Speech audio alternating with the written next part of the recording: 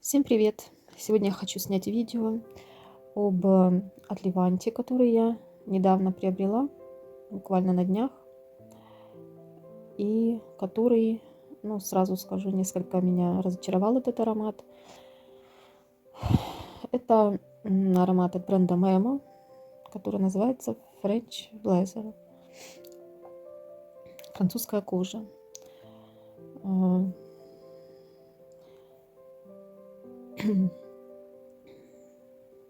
Это первый аромат из этого бренда, который мне довелось попробовать. И ну, могу сказать, что я ожидала от него большего. Блогеры так хвалят эти все ароматы. Ну, может быть, не все, но, по крайней мере, вот это один из, наверное, самый популярный аромат из этой линейки от Memo. Вот эта линейка кожаных ароматов. Э, Больше всего, мне кажется, хвалят вот именно французскую кожу.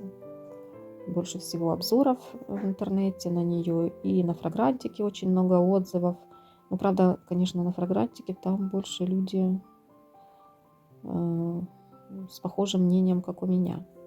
Ну, много людей тоже. Итак, ну, чего я ждала от этого аромата, да, для начала скажу. Я, ну, как бы ожидала, да, по обзорам, что это сочетание розы с кожей, прежде всего, да, что кожа такая вот как бы ну, не слишком нежная, такая вроде бы должна была быть не замша, а именно кожа, вот как от кожаной сумки запах. Типа так говорили, что это вроде как запах розы, который ну, разлит в кожаной сумке, да, какое-то розовое масло, которое разлили в кожаной сумке, ну что-то такое. Вот, ну и такие были мои ожидания. Ну, первый раз, когда я его понюхала, еще когда выбирала там и другой аромат тогда выбрала, я говорила, что меня этот аромат отпугнул какой-то резкостью, что вроде как он показался мне резким. И потом, ну, значит, я все-таки, когда ну, перечитала отзывы уже на него, и подумала, что все-таки я его, наверное, куплю все-таки на пробу и потестирую. Потому что, ну, тема кожаных ароматов у меня не раскрыта в моей подборке ароматов, которые у меня есть. У меня таких, ну, практически нет. Я просто раньше пробовала там Келли Калеш, у меня вот от Левант есть, который мне очень нравился, и хотелось мне что-то вот похожее на него купить, на Келли Калеш. Ну и вот я думаю, надо что-то такое попробовать, купить, поносить, найти какой-то аромат с кожи, который мне понравится. В общем. Ну и да, при первом затесте он меня отпугнул, вроде как что-то резкое. Потом, когда я уже вот последний раз подошла туда, где продают в распив, и снова, значит, попросила понюхать этот аромат, там еще разные. И на этот раз он мне показался более нежным, в принципе, не отпугивающим. Ну, из флакона я понюхала, такой вроде как ну, нежненький такой аромат. Не сказать, чтобы какой-то резкий и пугающий, нет. Не показался он мне чересчур насыщенным, еще каким-то, ну, в общем, да, думаю, попробую, да, действительно, и показался, кстати, да, в одном направлении показался с Hermes с ароматом. Вот, ну, взяла, в общем, я от Левант купила, и, в принципе, что я о нем думаю? Я нанесла его когда на себя, да, в первых нотах есть, и когда из колпачка, там, из от Леванта я нюхаю, есть вот эта нота какая-то достаточно резкая, которую я приняла за кожу. Но я ее ощущаю в основном вот только в первых нотах. Дальше, когда аромат на мне уже усаживается на коже, дальше я перестаю ощущать эту ноту, я ощущаю только розу с мускусом в основном. Ну, вот что-то такое вот нежное, уходовое. Вот эта кожаная нота, она куда-то очень быстро улетучивается, и больше я ее не слышу до самого конца. Ну и в базе он такой ну, чуть сладковатая роза. Ну, какие-то такие вот не очень интересные базовые ноты, как мне показалось.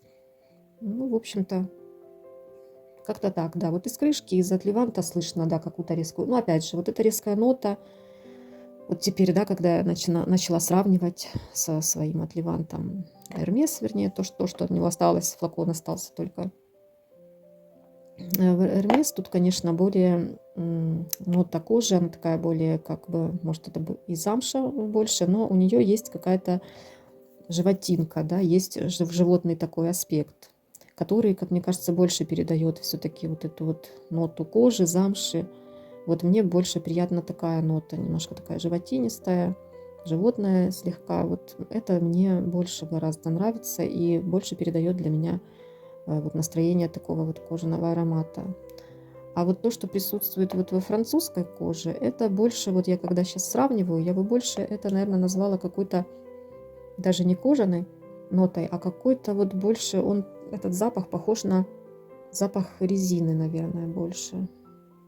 Или латекса. Вот такая больше латексная нота, резиновая, чем кожаная. Вот больше как бы от резиновых перчаток запах, чем от кожаных. Вы знаете, вот если сравнивать с Келли Калеш, да, здесь такая вот животинка присутствует. Может, ну, какие-то другие ноты, я не знаю, что именно здесь отвечает за этот такой животный блок. Может быть, это сочетание других каких-то нот, может, здесь нет ничего прям такого. Но, тем не менее, есть такое ощущение. Такое несколько, такой шершавый какой-то. А здесь вот такой аромат, такое более ощущение гладкого чего-то, вот этого гладкого латекса или резины, вот такое вот. Поэтому вот при сравнении, конечно, вот все равно Hermes больше производит впечатление и лучше передает, ну, то есть из вот этих ароматов роза с кожей, конечно, Hermes намного-намного впереди для меня. Ну, а французская кожа, ну, как-то с отзывами блогеров, как-то у меня не ассоциируется вообще. Никакой кожаной сумки я здесь не почувствовала. Ну, для сравнения, там еще взяла свои ароматы с розой. Это Eau de Givenchy, розе, или как по-французски, да, розе, наверное. Eau de Givenchy розе. Тут такой флакон, что убить можно, и крышка тяжелая. Аромат при этом очень-очень легкий. Тут, конечно, вообще прозрачная розочка. Очень такой политкорректный, офисный вариант. Поэтому очень политкорректный аромат. Ну, конечно, да, он никак в эту подборку не ложится, не подходит. Потом аромат с розой еще у меня это Кантата от Ив Роше. Ну, здесь такая роза, конечно, более жирная такая, с другими цветами и с другими разными нотами. Здесь тоже никакой ни кожи, ни замши нет. Ну, нота розы пересекается тут с французской кожей. Ну и на этом все. Тут, конечно, она более жирная, французская кожа более современный аромат, такой мускусный. Вот в нем ощущается, да, такая, ну, запах какой-то новой вещи, возможно, да, в нем можно почувствовать. Но вещи, к сожалению, не прям кожаной. Ну вот, да, разве что первые ноты передают это настроение, а дальше просто уходовый мускусный запах с розочкой. То есть, да, это тоже, в принципе, просто запах розы можно тут сравнить. Ну, что еще в этом настроении? Вот то, что больше похоже на французскую кожу, это Dark Purple от Монталь. То, что есть у меня. Вот, да, вот тоже здесь много мускуса, как отмечают пользователи. Ну, я как бы чистый мускус не нюхала, поэтому не могу сказать, что именно это. Но вот то, что именно свербит вот в Dark Purple, для меня вот мне не очень как-то этот аромат нравится. И то, что в нем для меня такое вот свербящее и не очень приятное, вот это же есть и во французской коже. И запахи для меня вот довольно-таки схожие. Просто Монталь, он еще более какой-то такой глубокий, да, не такой легкий. Французская кожа полегче, чем Dark Purple. Dark Purple более чуть как-то глубже, интереснее даже где-то, да, в нем вроде как слива еще присутствует. То есть, наверное, роза, слива и мускус, а французская кожа так просто роза и мускус. Так можно выразиться. Да, вот это очень такие для меня сходные ароматы. И то, что еще в этом направлении, да, если брать какие-то с похожим настроением, да, ароматы, вот если вы хотите какой-то кожаный аромат, то вот, наверное, вот Хлоя Номад Абсолю у меня был от Левантик, тут уже не осталось, но запах остался в этой пробирке, поэтому я вот сравнила, и тоже вот этот аромат, конечно, намного поинтереснее, чем французская кожа, вот в направлении таких вот ароматов Тоже в нем есть какая-то, наверное, нота, типа как в Hermes, но такой же замши. Такая немножко как бы животинка. И в Хлое тоже, мне кажется, где-то присутствует что-то похожее. И вот он гораздо интереснее. В нем тоже слива, по идее, есть. По-моему, роза тоже там есть, какие-то цветы, слива. И вот в нем больше как-то вот, мне кажется, больше нот, поинтереснее пирамида, вот каких-то переливов в нем больше. Как-то вот он глубже, насыщеннее и ну, интереснее дает нам какой-то опыт, да, альфакторный. Вот интереснее он по ощущениям. Ну, это мое мнение, конечно, вы можете с ним не согласиться. Аромат, в общем-то, он приятный, да, я не могу сказать, что это какой-то неприятный, плохой аромат. Нет, он приятный, он политкорректный, он универсальный, в моем понимании, универсальных ароматов.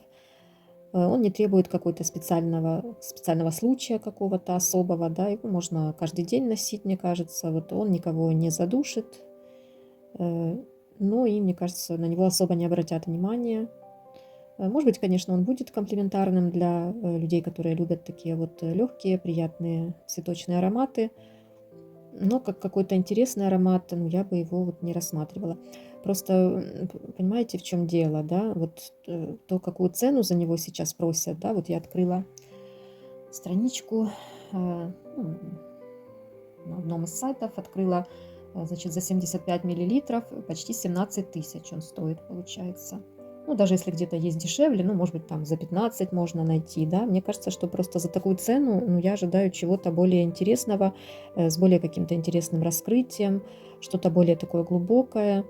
Ну, то тогда купить вот эту розу от, не Джон Ричмонд, а как-то есть еще, в общем, у меня был от Левант. Ну, в общем, ароматов с розой полно, таких уходовых, мускусных. В том же Монтале, наверное, есть, ну, может быть, там более такие убойные, но да, таких просто приятных розных ароматов в люксе достаточно немало. И пару слов хочу сказать насчет стойкости этого аромата. Тоже я не могу сказать, что это какая-то мега-стойкость. Ну, часа два более активно я его ощущаю. Потом он затихает, мне кажется, до 5 часов стойкость, не больше.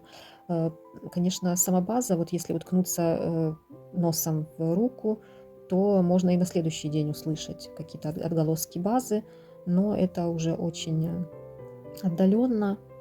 Я уже слышала такие отзывы, что этот бренд Memo сейчас перевыпустил свои ароматы в новых, там и флаконы несколько поменялись, стали более такими прозрачными. И тоже слышала отзывы, что стойкость у них уже не такая, как была вот в первых выпусках. Учитывая, что это нишевый бренд и за такую стоимость, то, мне кажется, он несколько переоценен. Отзывы блогеров на него чересчур, мне кажется, восторженные. И на Фрагрантике много комментариев, конечно, там много и таких комментариев тоже, кого не впечатлил этот аромат, но и много восторженных комментариев. Как-то не совсем понятно, да, вот что именно люди в нем находят. Ну, может быть, конечно, я еще поношу его, доношу до конца этот Левант, и, может быть, что-то пойму другое о нем, и буду говорить другое, может быть, еще раз пробую. Но вот пока такое мнение. Всем удачи, хорошего дня и пока-пока.